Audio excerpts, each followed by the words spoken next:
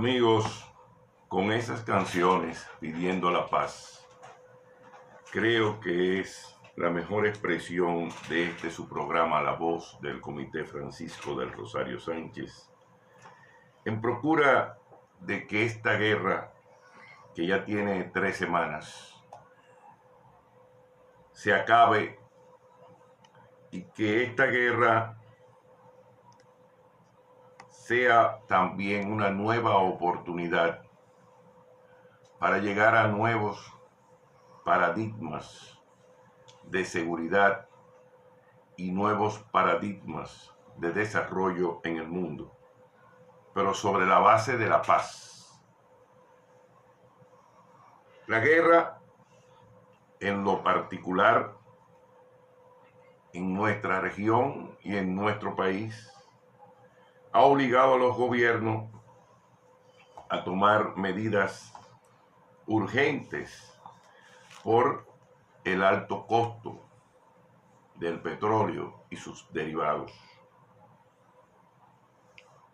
Indudablemente que todos tenemos derecho a hacer un ejercicio ideológico, geopolítico, de lo que hoy estamos viviendo y la peligrosidad con que siempre hemos advertido en el tema del uso de la geopolítica a la hora de tomar decisiones y sobre todo el tema básico de el bloqueo en el Golfo Pérsico de la producción de petróleo y sus derivados y el bombardeo sistemático de parte y parte que existe. Lo primero que se pierde en una guerra es la verdad. Por tanto, a nosotros, los latinoamericanos, los medios de comunicación no ofrecen las informaciones o lo que llamaban antes el parte diario de la guerra y los resultados que se van sucediendo día a día entre las partes beligerantes. El mundo, y hemos dicho esto durante muchos años, tiene que ir hacia otros paradigmas de seguridad hemisférica sobre la base del desarrollo del ser humano, de la región, en fin, de los gobiernos. Hay un punto de inflexión que no se dice y es la quiebra sistémica que dejó el Partido Demócrata embarcado a los Estados Unidos de Norteamérica y el irrespeto de que los Estados Unidos fue objeto, incluso en algún momento, de muy mal gusto cuando abandonaron Afganistán y los aviones no pudieron sumar ni subir a las personas que eran sus adherentes y el resultado fue catastrófico y ha sido catastrófico y muy mal concepcionado y una derrota política del Partido Demócrata que quedó impregnada en todos sus aliados. A esa realidad se enfrenta Donald Trump y frente a esa realidad ocurre estos enfrentamientos en el Golfo Pérsico. Es una guerra religiosa, es una guerra económica, pero también es una guerra financiera, porque la quiebra sistémica en los Estados Unidos después del 2008, en que el Estado tuvo que asumir la quiebra y los ricos no pusieron sus cuartos, sino el Estado federal norteamericano. Hoy eso ha seguido subiendo y anda por cantidades siderales de alrededor de 42.000 billones de dólares, según el servicio de alerta del Instituto Schiller, al cual siempre menciono en este programa. Hay otras partes que se pueden advertir dentro de este esquema, y es la insinuación a la guerra por parte de Inglaterra y sus socios en Europa, sobre la base de una OTAN globalizadora, el concepto globalista, unimundista, que ha fracasado sobre todo por parte de sus empleados en las Naciones Unidas, que no son ya ningún ente de moderación y no tienen capacidad de convocatoria en este momento de la guerra en que se encuentra el mundo. Una entidad que debería desaparecer como desapareció la Sociedad de las Naciones luego de la Primera Guerra Mundial. Ahora, después de esta guerra en el Medio Oriente, la Organización de Naciones Unidas y todos sus empleados deberían ser retirados, porque no son interlocutores válidos en este momento de tanto dolor y tanta tragedia para el mundo, expuestos a un hecatombe al uso de la energía atómica. Justamente hay quienes también dicen, y nosotros le damos cierta veracidad, que el presidente Trump ha sido entrampado por informaciones de inteligencia no confiables que le hicieron creer que esta guerra era de 3 o 4 días para establecer límites en la zona de Medio Oriente. Una guerra que se está extendiendo y que además, fundamentalmente, tiene al mundo en vilo, porque pudiera escalar si surge alguna irresponsabilidad del liderazgo mundial en manos en este momento de China, de Rusia, de la India, de Corea del Norte y del Sur, de Vietnam, de los Estados Unidos y las bases satélites de Europa que le sirven de apoyo. Pero Europa ha caducado. Europa ha envejecido y su liderazgo también ha envejecido. Y ojalá que el presidente Donald Trump no siga siendo entrampado por los informes de inteligencia de las agencias que quieren la guerra, en especial el señor Netanyahu, que ya los Países Bajos, Holanda e Islandia también lo están requiriendo como criminal de guerra. Y son informaciones que no ponen, pero es un perseguido, al igual que Hitler. Y ha embarcado a los judíos y a los israelíes en esta guerra infame y que puede producir una guerra atómica. Y ha sumado a los Estados Unidos a esta guerra con informaciones falsas. Esa es la advertencia. Esa es la concepción. Ese es el análisis de su programa, La Voz del Comité Francisco de Rosario Sánchez.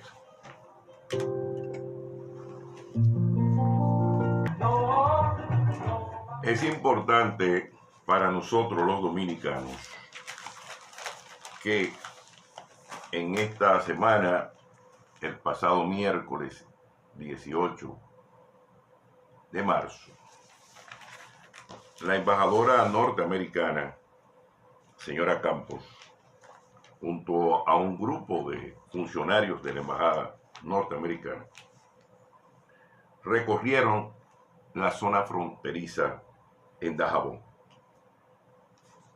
Observaron dicha zona y la valla perimetral, y fundamentalmente hubo un intercambio sobre la alta importancia estratégica que tiene la defensa de la soberanía nacional y fundamentalmente nuestro espacio vital, como repetimos domingo tras domingo. Con el ministro de Defensa, Carlos Antonio Fernández Onofre, así como otros oficiales bajo su mando, recorrió la frontera y observó sobre la marcha el manejo del mismo y sobre todo del Cuerpo Especializado en Seguridad Fronteriza Terrestre, CEFRON, creado por el ex ministro de Defensa, Manuel Florentino y Florentino, porque a la cosa hay que darle su mérito a quien no merece. Y bajo esas circunstancias, nuestro glorioso Ejército Nacional mantiene fundamentalmente la verja perimetral, el muro que otras personas sugirieron, y es el correcto nombre, el muro que no separe de las vejaciones, barbaridades y crímenes que se cometen del otro lado de la frontera. La visita tiene un mensaje muy claro. En Haití, con sus nuevas autoridades elegidas por ellos mismos, en esa teatralidad de los haitianos, hay que buscar la seguridad de ese pueblo. Y parece que se lo han propuesto entre ellos mismos y la ayuda internacional que le proporciona el presidente Donald Trump. Ya en tiempos pasados escribí sobre el cerco de las amistades y he expresado varias veces en este programa que la visita del señor Petro a Haití no fue para irse a dar un baño de sol y mucho menos estar de turista entre cadáveres, asaltos, crímenes y gente que la queman con un cuello de goma y lo ponen a arder en las calles. No fue a visitar ese salvajismo que hoy vive Haití y que los medios de comunicación irresponsables en lugar de denunciar esto, lo viven ocultando. Y sobre esa base, crear un liderazgo falso. Porque en Haití viene la expresión muy dominicana: sálvese quien pueda. La presencia de la embajadora norteamericana recorriendo las fronteras en Dajabón es significativa. Un día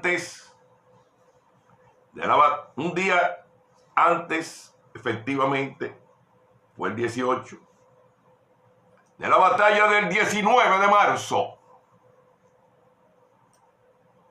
Una batalla que hemos referido siempre en este programa año tras año por la importancia capital que tiene de nuestra independencia nacional, sumada al 30 de marzo, que pusieron un dique de contención al ocupante haitiano en nuestro territorio.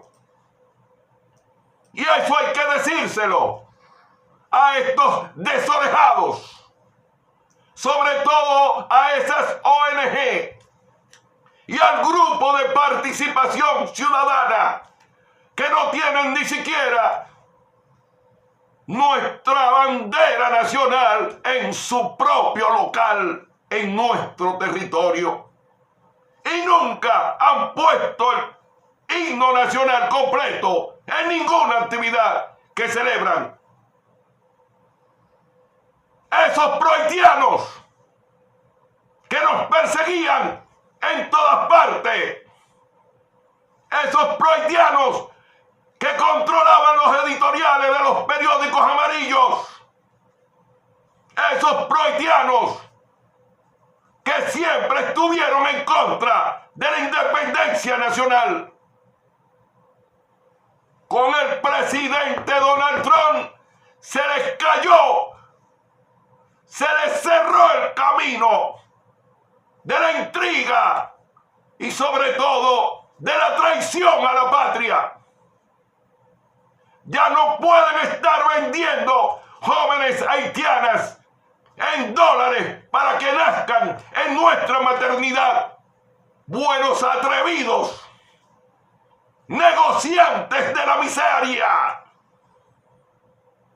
Ya no pueden seguir acusándonos de que somos negreros, como si este país fuera caucásico.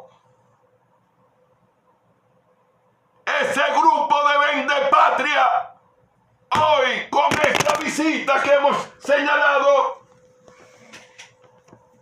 evidentemente nos da una tranquilidad la presencia de la embajadora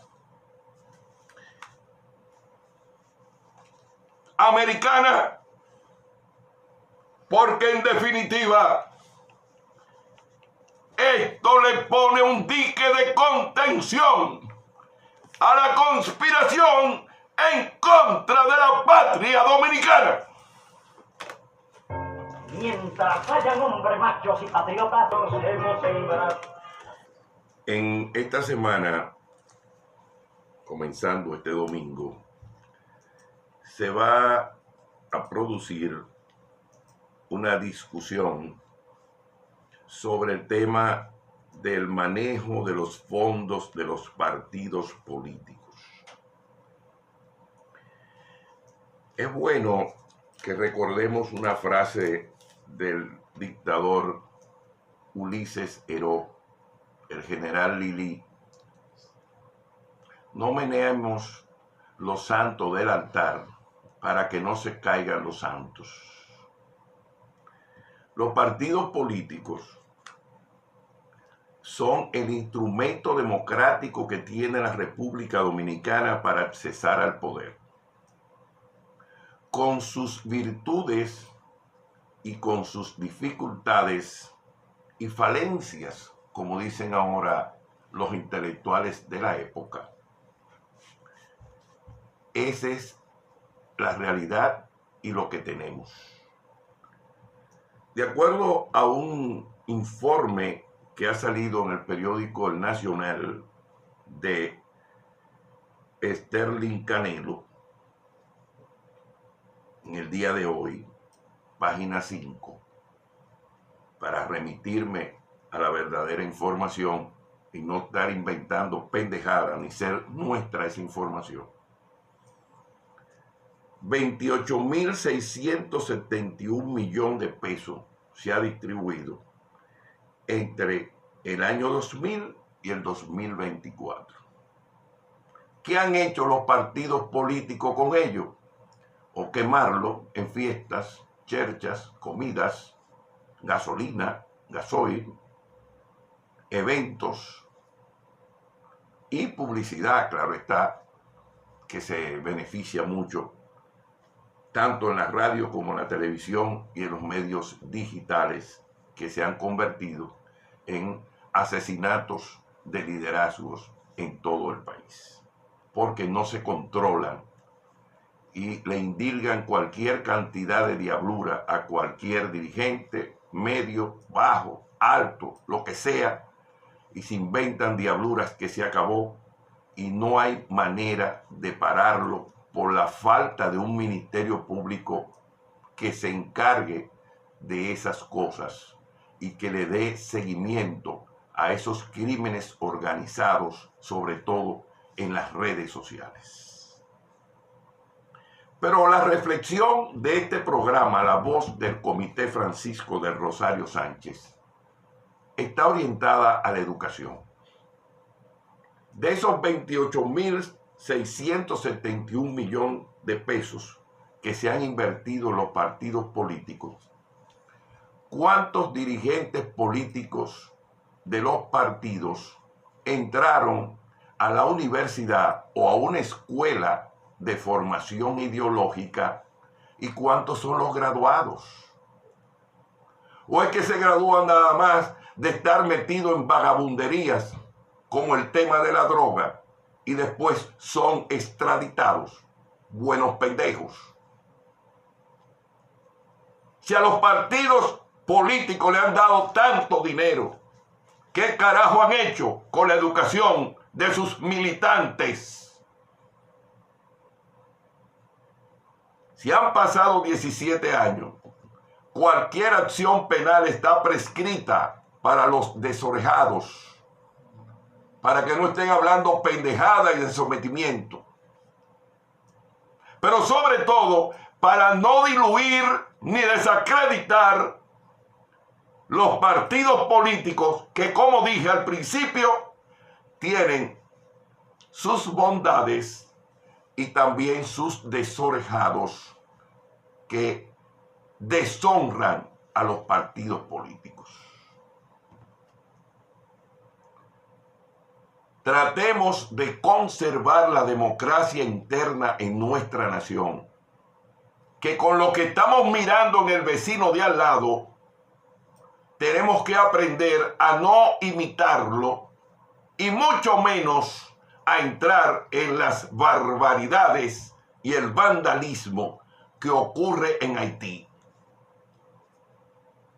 Por lo que estas informaciones son fundamentales y valiosas, pero en el contexto que nos sirvan para reparar dentro de los partidos políticos el autoritarismo, el tremendismo y el grupo de bravucones que hay en cada partido para imponer liderazgos fatuos, gentuza, que no saben ni hablar y que son a veces analfabetos disfónicos.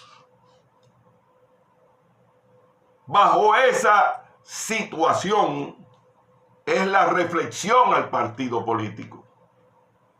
Exigir más calidad, exigir más integridad y exigir ideales dentro de los partidos políticos y no un conjunto de bandidos que se combinan cada vez que llegan a los puestos públicos para enriquecerse con el Estado dominicano, con la vaca nacional. Y en una auditoría visual que usted le hace a muchos dirigentes políticos, deben estar presos porque no pueden explicar la fortuna que tienen, buenos pendejos. Y los dominicanos tenemos que exigir más y tenemos que participar más dentro de las luchas partidarias, porque no podemos dejarle los partidos a un grupo de granujas que se creen dueños de la nación cuando llegan a los cargos públicos y otros que viven eternizados en los cargos públicos para hacer maldad, para hacer daño, para hacer desquite y para estar simple y llanamente a servicio de ciertos liderazgos. Y sí señor, sí señor, y sí señor, sin ningún tipo de criterio ni ideales democráticos dentro de la nación.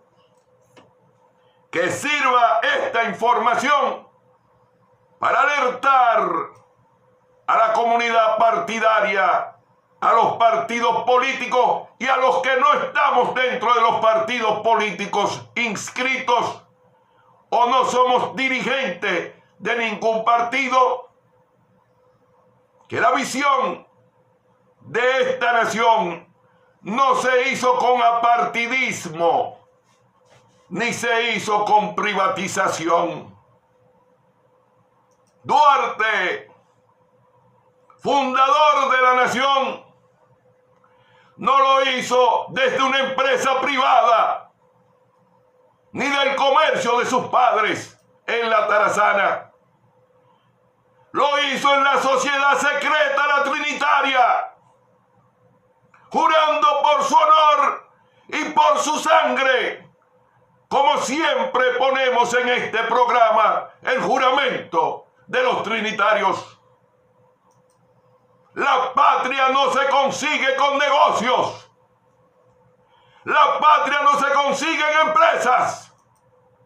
La patria se consigue con los ideales que nos legaron nuestros padres fundadores, Duarte, Sánchez y Mella.